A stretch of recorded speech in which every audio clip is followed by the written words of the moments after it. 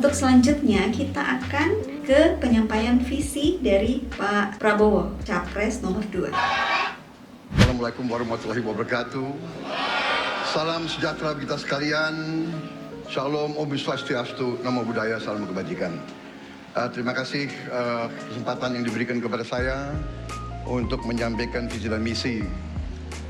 Kami menempatkan hukum, HAM, perbaikan pelayanan pemerintahan, pemberantasan korupsi, perlindungan terhadap semua kelompok di masyarakat sebagai sesuatu yang sangat penting.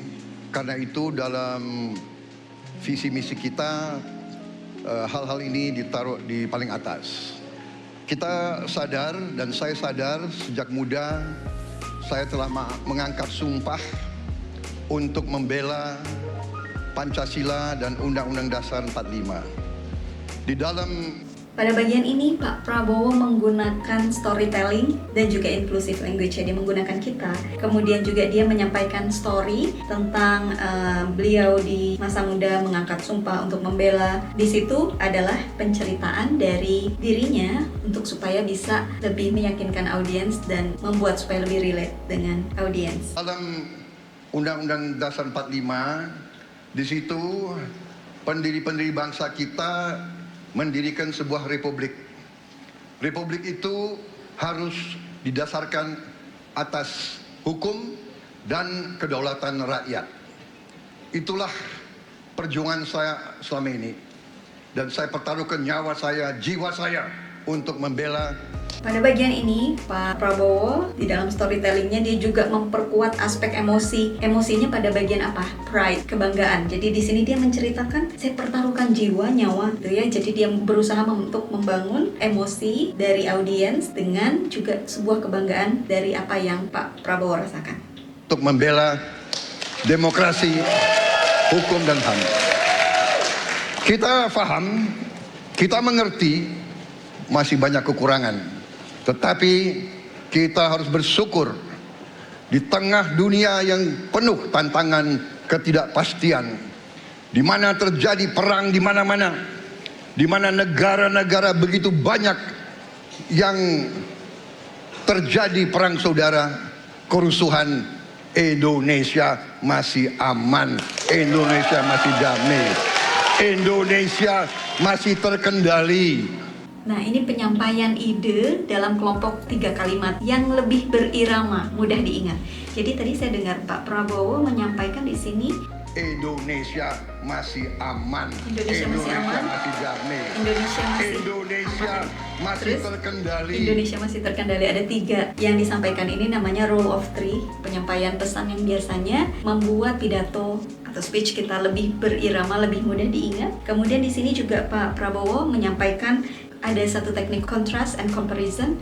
Jadi di sini dia membandingkan nih. Nah, di luar negeri tuh udah banyak perang segala macam, tapi di Indonesia masih aman terkendali katanya. Jadi dia di sini sedang menyampaikan argumen-argumen perbandingan. Dan di situ juga menunjukkan positioning dia merasa menjadi bagian dari pemerintah yang bisa membuat Indonesia lebih terkendali. Kira-kira seperti itu. Next.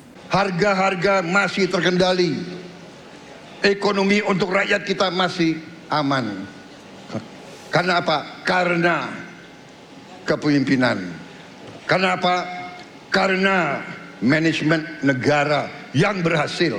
Saudara-saudara, apakah di tengah 280 juta rakyat masa tidak ada kekurangan? Nah, di sini Pak Prabowo menggunakan retorika, pertanyaan yang nggak perlu ada jawaban. Dia bilang, masa tidak ada kekurangan? Jadi ini pertanyaan retorikanya Pak Prabowo. Next. Nah, di sini Pak Prabowo menggunakan pause atau jeda. Jeda ini efektif untuk menekankan poin tersebut. Beliau ketika dia bertanya, masa tidak ada kekurangan? Terus dia diam dan membiarkan audiens untuk mengabsorb, menyerap informasi itu, dan kemudian ada sebagian yang kemudian memberikan aplaus, dia diam. Jadi ini sebuah teknik juga dalam public speaking untuk kita ada jeda di dalam melakukan pidato. Tetapi kita harus arif, kita harus dewasa, dan kita tidak boleh munafik.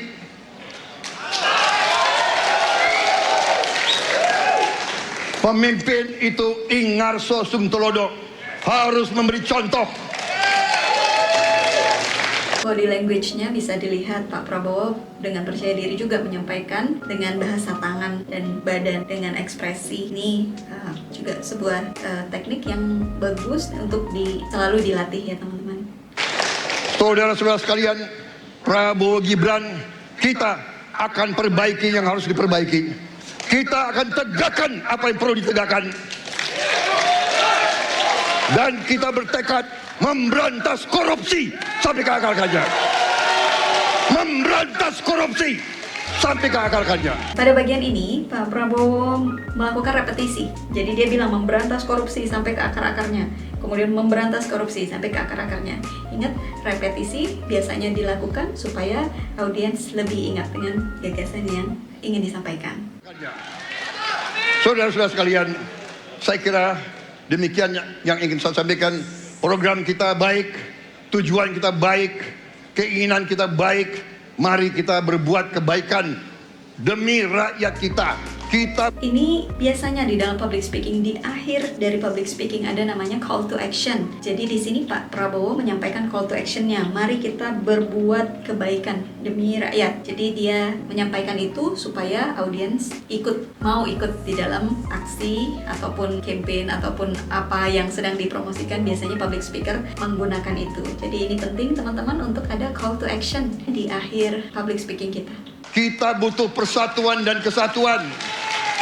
Kita tidak perlu saling menghasut, saling mencela, saling menghina.